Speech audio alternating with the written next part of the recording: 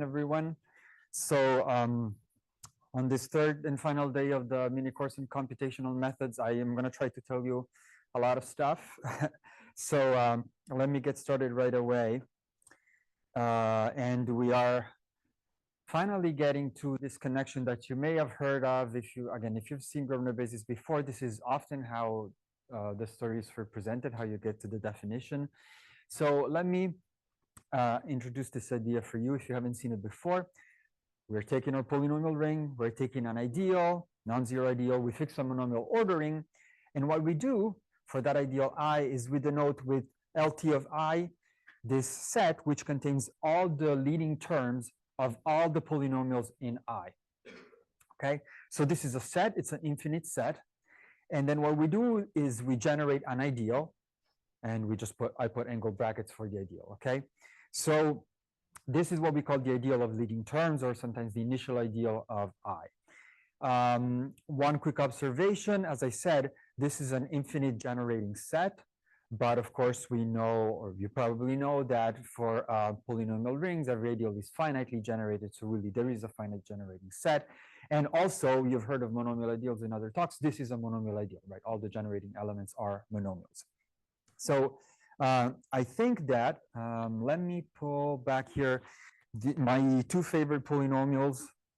So F1 was y squared minus x, and F2 was xy minus 1. This is in a polynomial ring with two variables, and I will be using GLX again as my order. So of course, we could take I to be the ideal generated by these two.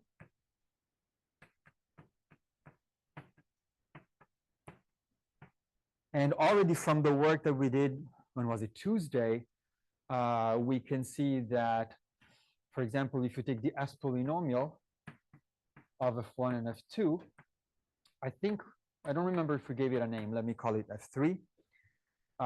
This was, I forget if we wrote it down. I mean, you can do the calculation again, but this was minus x squared plus y. And of course, we said it's a linear combination of F1 and F2, right? So it belongs in the ideal I. However, what we can immediately see is that the leading monomial, oh, by the way, here I have leading terms, so there may be coefficients in front, but they're non-zero, so you can always divide by them to make them go away. The leading monomial of F3 is x squared, which is not divisible by either y squared or xy.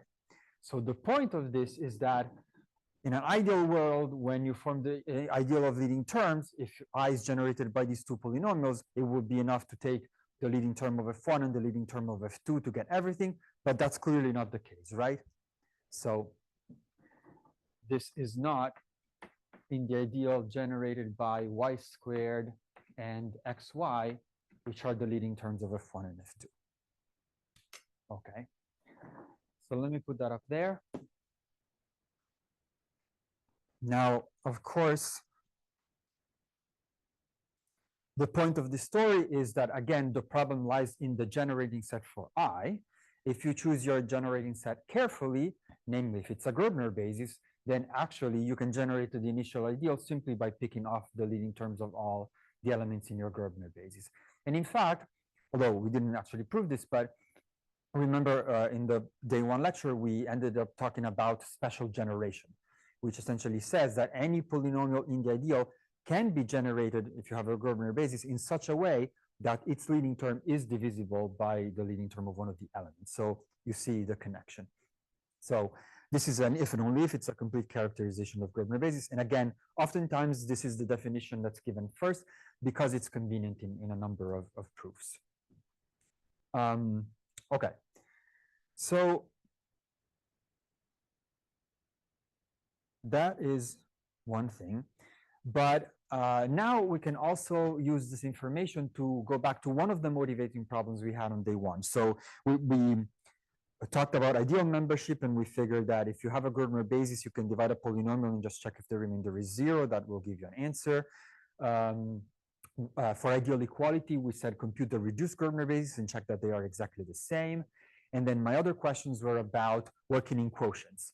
So mod out by an ideal. Is there a natural way, a preferred way to represent the cosets in that quotient? And I guess maybe I didn't say it explicitly, but of course, I think the point is that when you divide by a Grosvenor basis, the remainder is uniquely determined. And so you should pick that as your preferred representative. And finally, one of my questions was about this quotient as a k-vector space, what's a good basis for it? And the answer is in this theorem, Macaulay's basis theorem. So we can phrase it this way. Again, in our polynomial ring with a fixed monomial ordering, we pick an ideal. And then we form the ideal of leading terms that we just talked about. But then we take all the monomials that are not in that ideal. Okay? So all the monomials not in that ideal form a basis of the quotient as a k-vector space. And of course, now that we also know the connection with Grosvenor basis, it means that we only need to take a Grosvenor basis, G1 through GS, that's a finite thing, and look at all the monomials that are not divisible by the leading monomials of these elements. And those monomials not divisible by this will give us a basis. So the monomials not in the initial ideal are sometimes referred to as standard monomials, and these will form a basis. I'm not giving you an example of this just yet, but we will construct one more explicitly in a moment in connection to another topic that I want to bring up. All right. Any questions so far? All right. So now, by this point, you have seen plenty of homogeneous ideals already, so we can go through this pretty quickly, but just as a reminder, essentially, your polynomial is homogeneous of degree d if it's a linear combination of monomials of degree d, or another point of view is if you multiply all the variables by a scalar, you can pull that out and it comes out to the dth power. But then the point is that having this kind of description says you can break up the polynomial ring into graded components, homogeneous of degree d. Each one of them is a finite dimensional vector space. Now you can look at your ideal. If your ideal is also generated by homogeneous polynomials, then it also breaks up into graded components as a direct sum. And then the next step is to take the quotient, which also inherits the grading. So the graded component of the quotient of degree d is just made up of taking the polynomials degree d modulo the elements of degree d in your ideal. So the reason I wanted to remind you of this is that because we're about to introduce, in case you haven't seen it before, the idea of a Hilbert function, which is based on the grading here. All right, so let's give the proper definition. So we take I to be a homogeneous ideal in our polynomial ring. We define the Hilbert function of the quotient R mod I. I define it as a function from the natural numbers to the natural numbers. The input would be a degree, d, and the output would be the dimension of the graded component of degree d of the quotient, which is a finite dimensional vector space, so that will be a natural number again. And because of Macaulay's basis theorem, we actually know how to find the basis. So we can actually make this explicitly if you want to count that dimension. One example that's convenient to have in the back of your mind is always the case of the polynomial ring itself. So that will be when the ideal is just a zero ideal. And in that case, if you have n variables, the polynomials of degree d form a vector space of the dimension given by this binomial coefficient. Again, it's a matter of counting the monomials if you want to know a basis, and then it's those games of stars and bars to count how many you have, okay? Don't make me do that, please, but it's more convenient, I think, to also to remember when you're working over projective space Pn, then you have n plus 1 variables, and then this minus 1 goes away, n plus d choose d, so maybe it's easier to remember that. Okay, so all right, now I actually want to do an example, and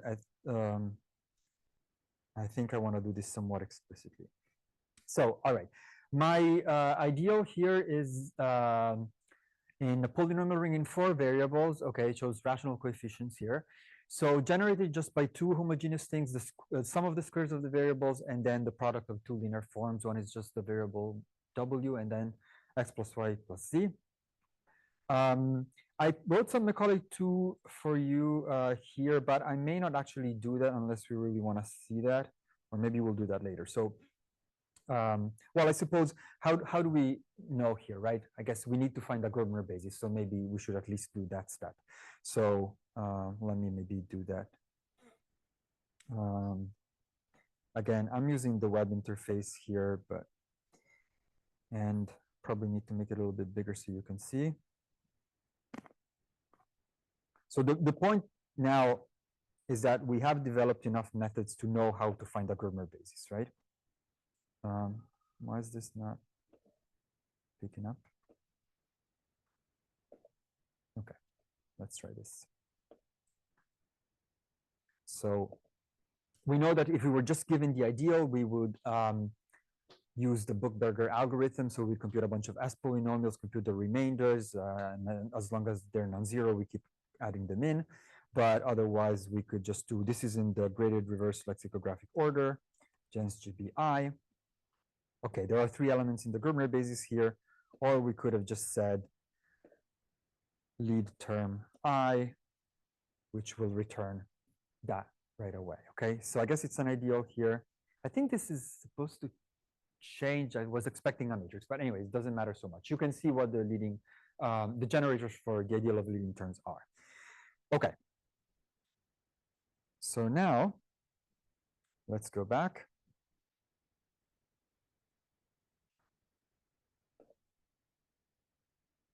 So either by hand or with Macaulay 2, we find these 3 generators. And now we get to work on the basis of the graded components of this quotient. So, all right, in degree 0, not very interesting. We just have a constant. So the dimension is 1, and the Hilbert function at 0 will be equal to 1.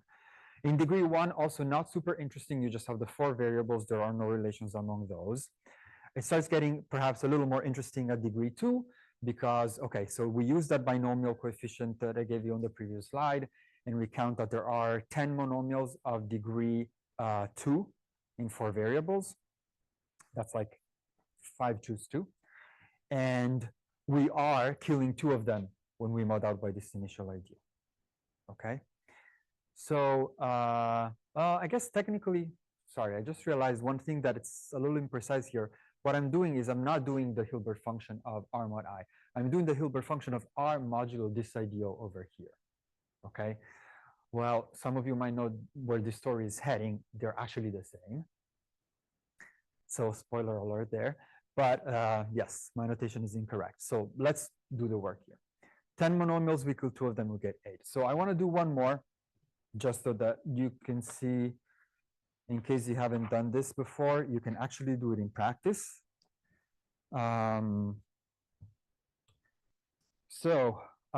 We see, for example, that if we're looking for, so I'm counting now the monomials of degree 3 that survive in the quotient. So I cannot have w cubed, and I cannot have w squared times something, but I can have a single instance of w unless that is multiplied by x.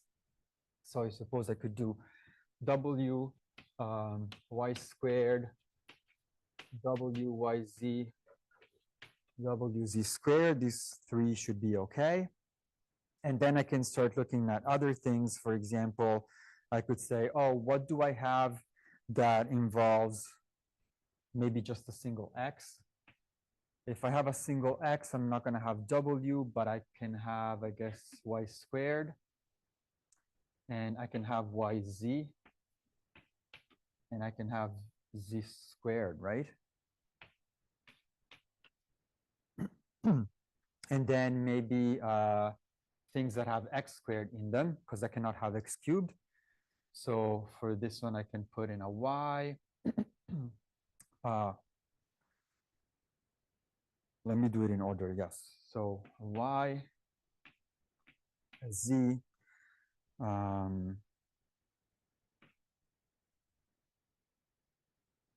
right, I can still not have the w.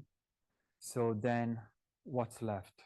I guess the stuff that involves only y and z, right? So or maybe I can write it on the next row. So y cubed, y squared z, yz squared, and z cubed. Right? So 3 here, 3 here, so 6, 8, and for here 12. So then that is the next number of monomials.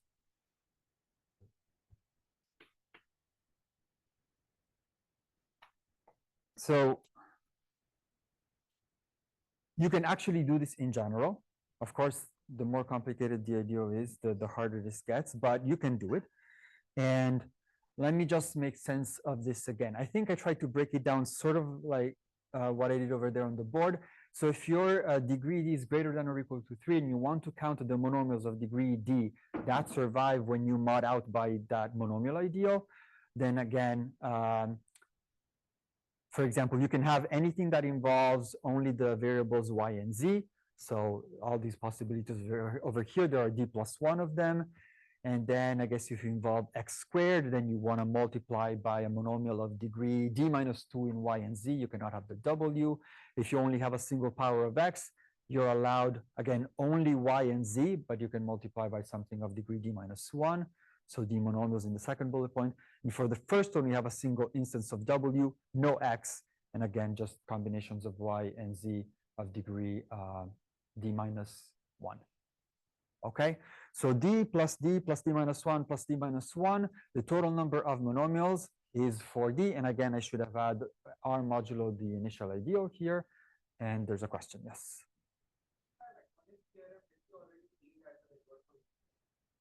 Mm-hmm.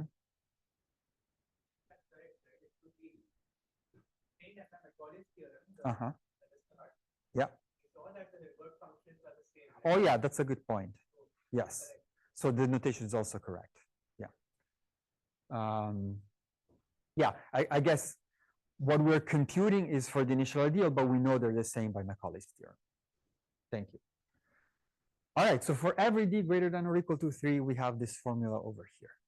Okay. So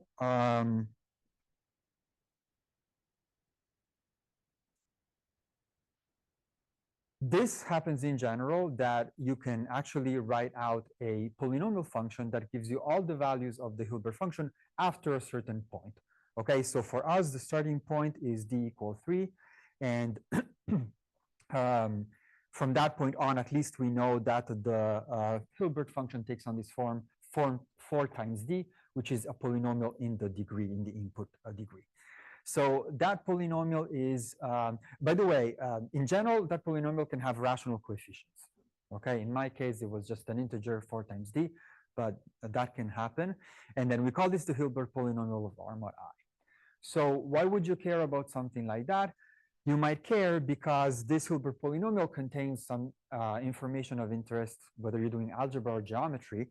So for example, if you look at the leading term of this Hilbert polynomial, let's write it as c, some coefficient, again, rational in principle, times t to the d, then this number d is related to the dimension of your ring. So I haven't defined dimension, and I don't think anyone else gave the definition, but okay. So you may have seen this idea before. The idea is that of cool dimension of a ring, right? So you're looking for the length of chains of prime ideals inside your ring. You also have other interpretations like the transcendence degree of the field of rational functions, et cetera, et cetera. But okay, so this, if you haven't seen this before, is a measure of how big your ring is.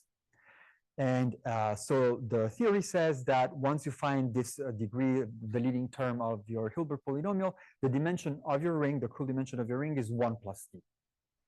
Okay. Now, let me also briefly connect this to the geometric meaning, because this is one of the main motivations. So these homogeneous ideals, their vanishing locus in projective space defines a projective variety. And so then the dimension of the projective variety will be just d. Okay. So right, the dimension of the coordinate ring is R mod I is 1 more than the dimension of the variety. The other information that's contained in here is that of the degree. Again, this degree is an invariant of geometric interest. It tells you roughly how complicated your variety is. And the degree of this quotient R mod I can be recovered from this leading coefficient c times d factorial, where again the d is the exponent of the variable. Okay. All right. So to give you the example here, what we have been considering, Right, so we got that the Hilbert polynomial was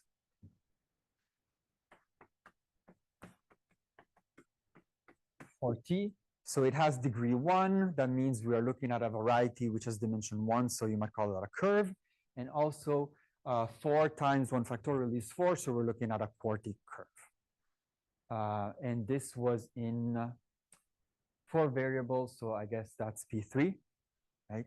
And again, if you haven't seen this before, the meaning of the degree in this case is that once you have this curve, which has dimension 1, if you intersect with a linear space of the complementary dimension, so a plane in that case, you expect to have 4 intersection points, if you count them with the right multiplicity, because there might be fun intersections there.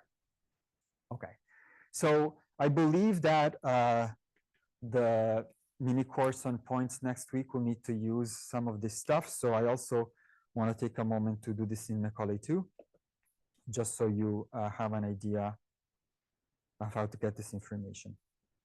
So, oops, this is a Hilbert function.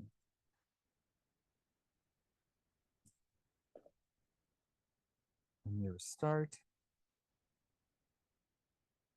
Actually, it's the same one. I could have kept it. Okay. So let me go through line by line. Again, define the ring, define the ideal. You can set up the quotient. And then, for example, you could compute values of the Hilbert function. So, all right. The ones we compute, yeah, we see all of them, right? So I guess the 4D formula also starts working here, we see a little bit earlier, but that's okay. And then you could compute the Hilbert polynomial. So when you compute the Hilbert polynomial, the default is to present it in a certain way. If you want to present it so that you get exactly the thing that I've shown you here, you might have to give this additional option, projective gets false. And then you get exactly the same thing. I guess I can also show you, because this might be useful if you want to check some of your work. We did the monomials of degree 3, right? So you can actually ask for a basis of the quotient in terms of monomials. So degree 3 basis of Q. And that will be, well, there's more stuff. At least we see that there's 12 things, and you can check them out. Okay? All right. I guess maybe it is useful to remind you here that this is actually dependent on the monomial order you choose, right? What you see in here. The total number won't change because it's also the Hilbert function, so that is supposed to remain the same. Okay, great. Any questions?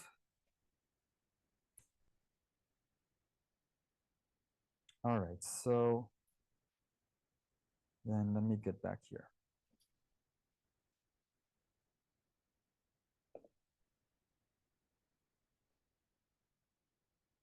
All right, so we talked about all of this. Great. All right, so this is going to be the last thing that I will talk about today. It might take us the rest, so I'm supposed to finish at 5 past, right? Yeah. Okay, so we have plenty of time. CZG is something you already heard about this week, right? This will look slightly different in the presentation, but we are essentially getting in the same, we're going in the same direction here. But let me try to motivate this, again, from the perspective that we took the first day. We had some motivating problems. We decided that division was the best approach to trying to pursue to answer some of the questions we were interested in. And by choosing to divide by a tuple which happens to be a Gröner basis, we agreed that the remainder was going to be uniquely determined. We never actually worried too much about the quotients, right?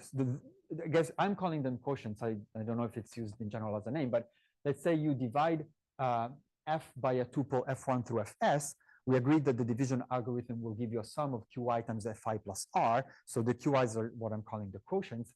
And we never talked about the uniqueness of those. We know that in one variable, the quotient can be set up to be uniquely determined, right? So what happens more generally? Well, suppose you happen to be able to express the same polynomial in different ways. Actually, I can probably show you an example here. And again, it uses my polynomials of choice. Well, I can keep that. So here, what did I choose?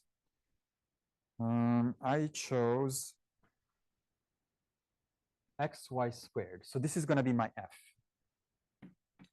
You can divide, I'm dividing just by f1 and f2. That's my tuple, my pair.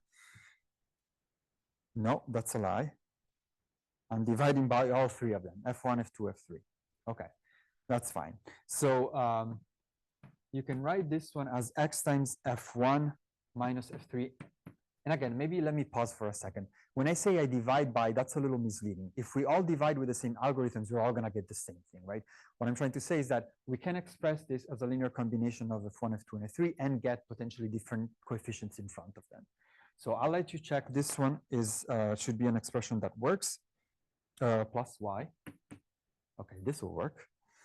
And then you can also have x minus 1 times f1 plus x f2 plus y minus 1 f3 plus y. Okay, you're welcome to check. Hopefully there's no typos. This should work. One thing that this was part of the example that we did on Tuesday, f1 and f2 are not aggregate bases, f1, f2, f3 are. So the remainder, or what I'm calling the remainder, or sometimes called the normal form, which is y here, is uniquely determined. So the y being the same is not a surprise. But the things in front of f1, f2, f3 are different. So clearly, uniqueness doesn't hold. So how can we measure the failure of uniqueness? So what you can do is if you have two expressions for f, then you can just take the difference, the r will go away, and we can collect together these quotients, qi and qi tilde, and you get an expression, a linear combination of the f's that gives you a 0. Okay, so that is my motivation for coming up with the definition that you've already seen of a syzygy. If you take a tuple of polynomials h1 through hs, if you take a tuple of polynomials f, then this other tuple is a syzygy of f if the linear combination that you get is equal to 0. Okay, all right. So the collection of all the possible syzygies, I use this notation for it, syzygies of f, so it depends on the tuple. And let me collect some basic observations about that. You can take two tuples and add them up, two syzygies and add them up as tuples, and you're going to get another syzygy. Or you can take one of them and multiply throughout by the same polynomial, you're going to get another syzygy. So that tells you the set of syzygies is actually a submodule of the free module R to the S. Okay. Also, for convenience of notation, instead of writing a tuple, sometimes I might prefer to write a linear combination of some basis vectors. So I'm going to choose the standard basis E1 through ES for the free module R to the S and use that instead of a tuple. And in fact, I'm going to use it right away to say there are some syzygies that we understand pretty well. Sometimes they're interesting, sometimes you might call them Kazoo syzygies. So this would be the first step when you're doing Kazoo, right? So for all choices of I and j, fj times the basis element ei minus fi times the basis element ej will give you a syzygy, because if I replace these by fi and fj, I get 0.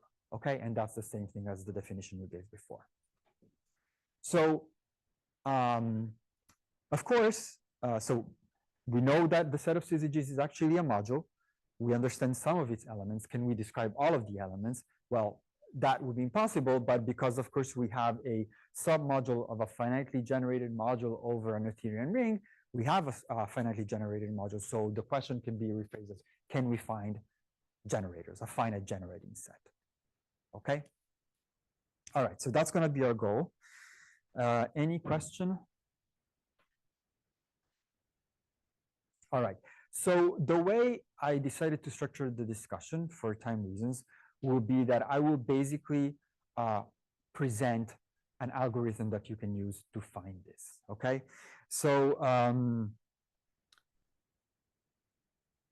all right, so let's maybe actually before this, let's just start with some basic observations. So, all right, so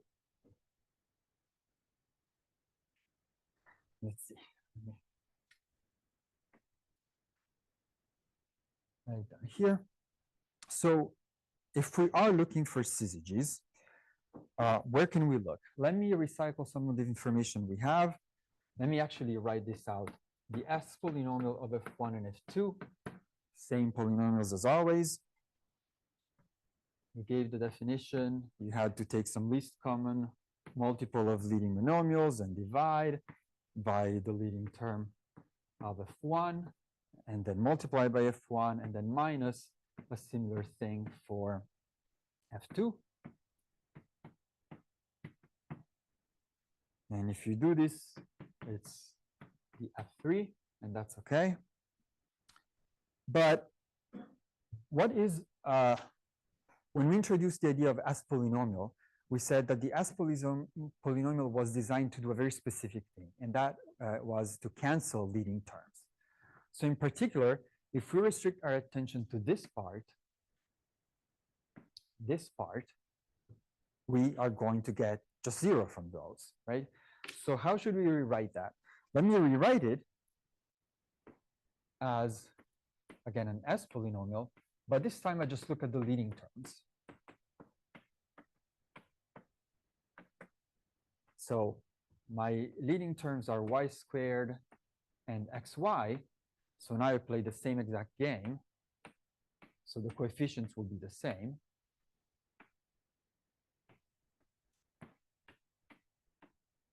But this time I have nothing left, so I get a 0.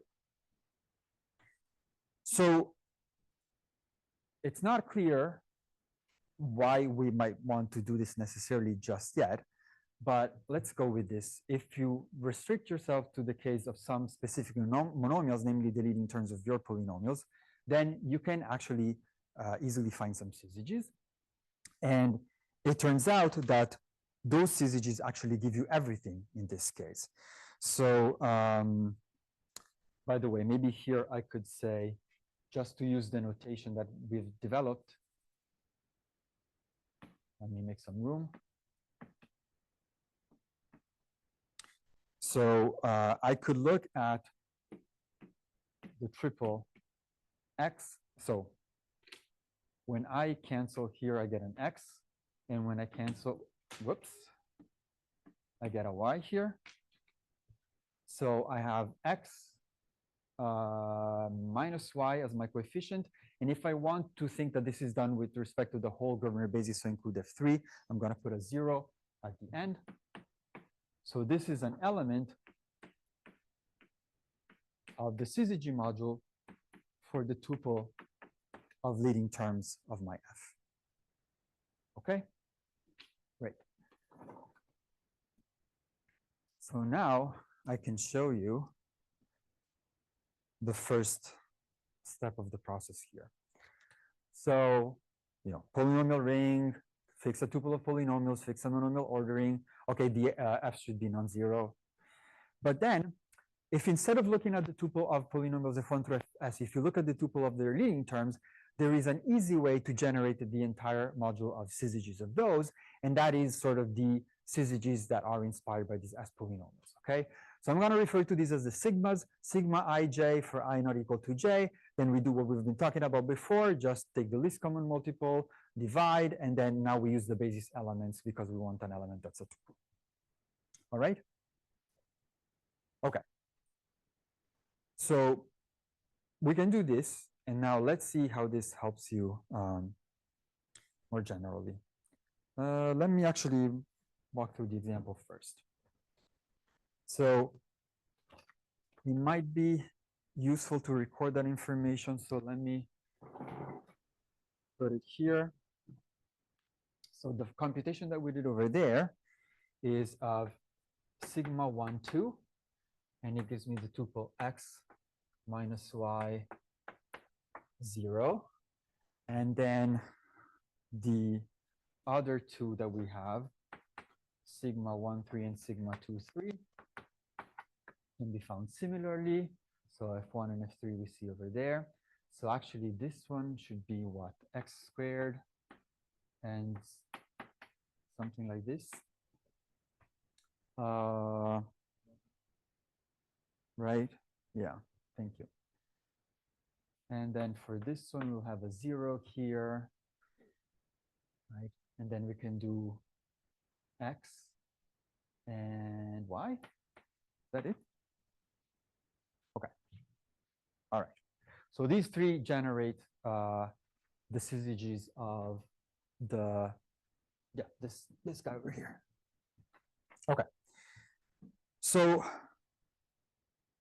let's record some observations before we move forward. So is there any connection that you can see among these three tuples? Yeah? What do you think? Yep.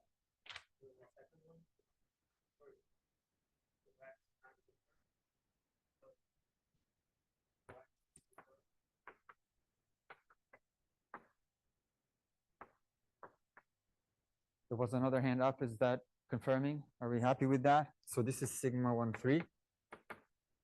Okay. Well, okay, so this tells you that if you're looking at generating this syzygy module, then you don't need all three. You could skip this one. So I would call this non-minimal. But okay, it doesn't do any harm if you keep it around, but that reduces the amount of work a little bit later. But I also wanted to point out another thing. So you can kind of see this, that if you do sort of one of the obvious syzygies that we talked about, I want to do, I may have to put the minus signs in a slightly different way, but let me do F3. So let me do this first. F3 times E1 minus F1 times E3. But I think I actually want to do it with a minus sign just to get things lined up the same way. Anyway, just multiplying by -1. So what is this? This is minus F3. So we have x squared minus y, 0, and y squared minus x. And the point is that you can break this up and you get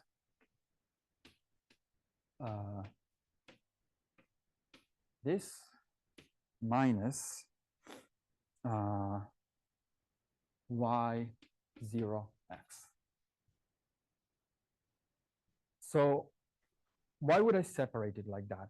This equality is saying that one of the obvious syzygies, one of the Koszul syzygies, is actually coming from sigma 1, 3, right?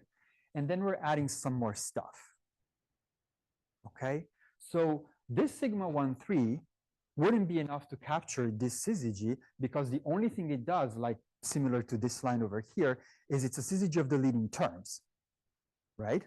But if we are trying to form a syzygy that involves F1 and F3, we need to cancel the leading terms. So it's not so far-fetched to believe the sigma 1, 3 will appear. But you need a little more stuff, and this is it, okay? So now the question is there a similar situation happening for the other ones? And the answer actually is yes, okay? So let me show you how you can get at the other ones.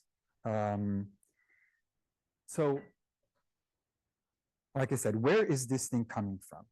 So let's look at the S polynomial again. So the S polynomial here, F1 and F3. All right, so maybe I'll spare the actual computation. Let me do this for you. Minus x cubed plus y cubed. So when we take this polynomial and we divide by our Grobner basis F1, F2, F3, I guess we are going to see, well, when we divide by, I guess the leading term is this one here, right? So I guess I should divide by F3 first because it's x squared and that will take away this part. But let me write the answer for you and then you can double check if you want.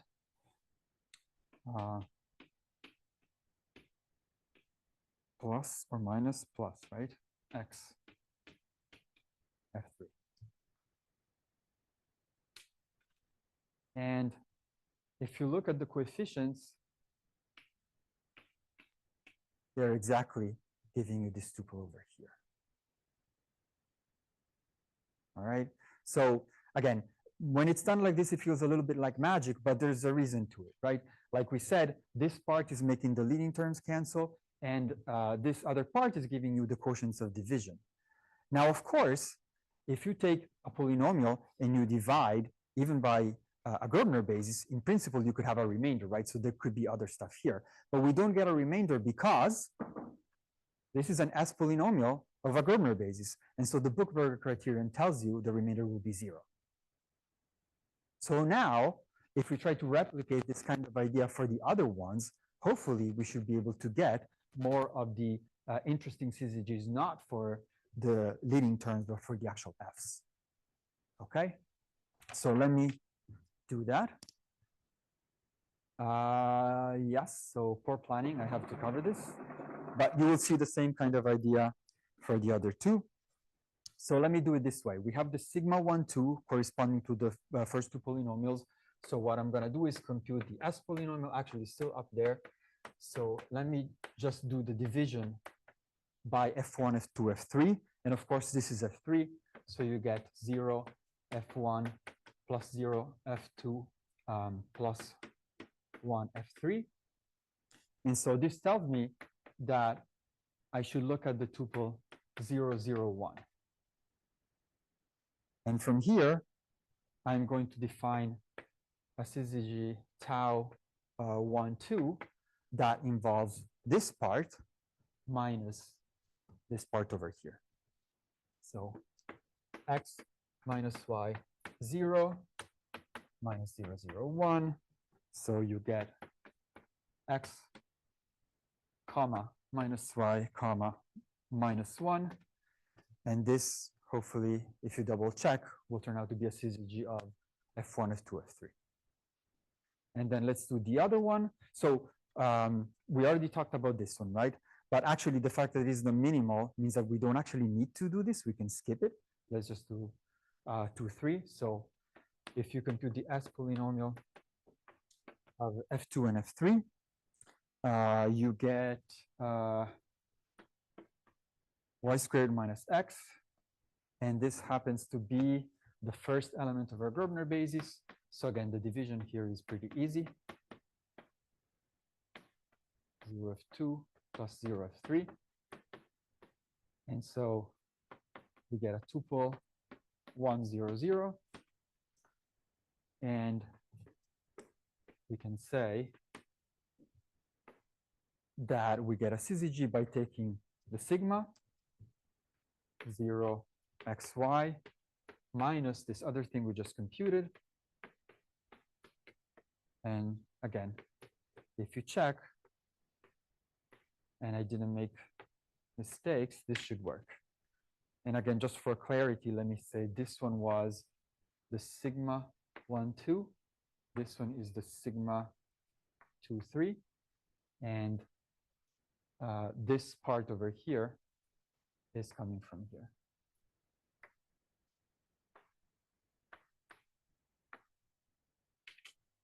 Okay.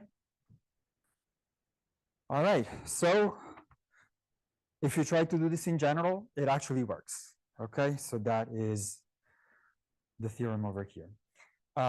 Actually, this also says something else. But let me just maybe phrase this first for clarity. If you want to find the syzygies of something, you have the Grobner basis. You first find the syzygies of the leading terms. Then you do these things that are called liftings of those previous syzygies. And the point is that a tuple is a Grobner basis if and only if every homogeneous element of the syzygy module for the leading terms lifts to an element of the syzygy module for the Grobner basis. So this is yet another equivalent characterization. In this context, there are a few things that I'm not defining for you. If you really want to know, it gets a little bit technical, but I put in a problem with some more details to help you understand. You have to clarify what it means to be homogeneous in this context.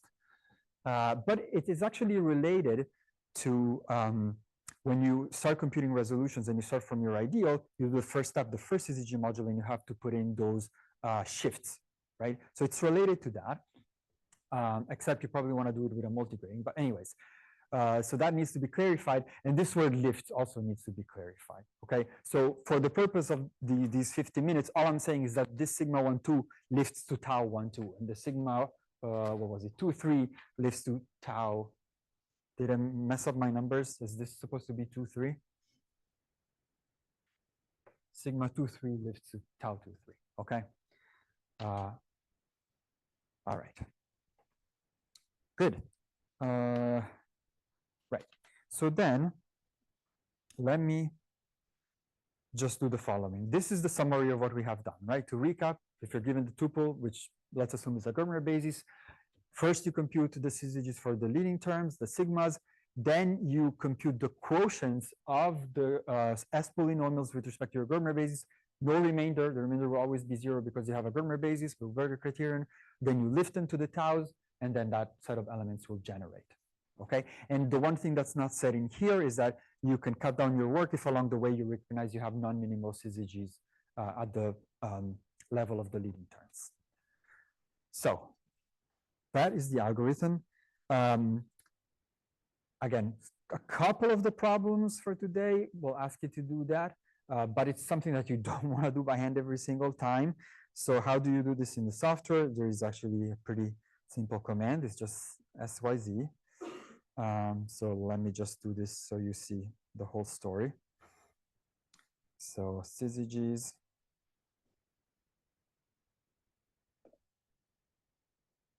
So I guess I am using here probably the same polynomials, right? Yes. All right, so this is done with GLEX. That's defined. You have the ideal. Of course, in Macaulay 2, you don't need to do all the intermediate steps. You can just ask for the leading terms. So now let's compute the syzygies of the leading terms. Great. Remember when I told you earlier that I was expecting lead term to return a matrix? The syzygy command applies to matrices, not to ideals. So I'm guessing that is where the problem is. So I think I might be able to fix it if I do gens, which should return a matrix. Okay. All right, so those 3 columns hopefully are, oh, or maybe did I get a sign wrong? Sorry? Yeah, but I thought we said this, yeah, certainly we don't see this when it gives you the minimal ones. I see a different sign. Yeah. Okay, it may have made some choices. All right, and then of course you can actually do this for the original ideal, which was what we cared about. So I asked it to compute a Grosvenor basis, give me the generator, that's a matrix, so now the syzygy command should work. And again, we get 2. Do they look somewhat similar to what we have over there on the right, the taus?